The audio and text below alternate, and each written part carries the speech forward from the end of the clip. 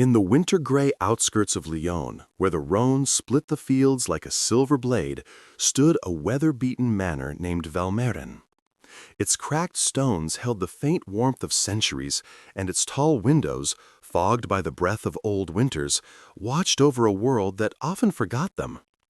It was here that Claire Delaune returned after 10 years of exile from her own heart. She had left Lyon in youth, fleeing a family scandal that had not been of her making. All Europe felt larger than her shame, yet quieter than the silence she carried. When her father's final letter begged her to come home and restore the estate, she obeyed with a reluctant resolve. She expected decay, loneliness, and ghosts. She did not expect Étienne Morrel. He lived in the West Wing, restoring the manor's library. A historian with ink-stained fingers, he moved with the calm certainty of someone who trusted time more than people. Their first meeting was abrupt.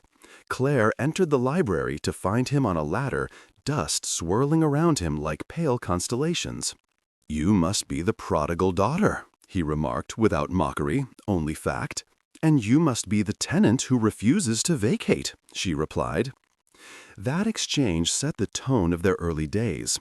Clipped words, guarded hearts, yet an unspoken curiosity threading the distance between them. Étienne saw in Claire a determination forged from years of walking alone.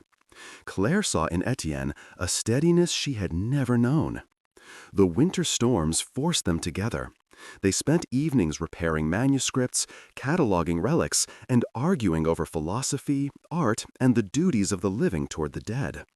Their disagreements were fierce, but never cruel. In each challenge, a strange affection grew. Beneath the manor's crumbling roof, two wounded lives found a language that felt older than both of them. But the greatest challenge was Claire's uncle, Henri, who aimed to sell the land to foreign buyers. To him, Claire's return meant nothing but delay. He questioned her judgment, mocked her past, and dismissed her visions for restoring Valmerin.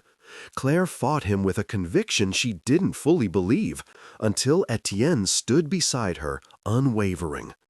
"Let it fall," Henri sneered once. "This house has no future." "It does," Étienne answered, "and so does she." The legal battle was brutal. Accusations resurfaced, alliances fractured, and Claire's past was dragged into the cold light once more. Yet she did not break. Étienne's presence steadied her the way old beams steadied the house itself. When the final ruling granted Claire full rights to Valmerin, she felt the tremor of victory deep in her ribs. That evening, in the half-lit library, Claire stood beside Étienne as he closed the last restored volume. "You've saved more than manuscripts," she said. "And you've saved more than a house," he replied. The confession that followed needed few words.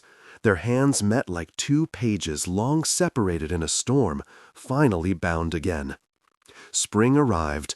The manor breathed anew, and for the first time in many seasons, Claire Delaune chose to stay, not out of duty or fear, but love strengthened by every trial that had sought to undo it. The house of Valmerin stood, restored. So did she.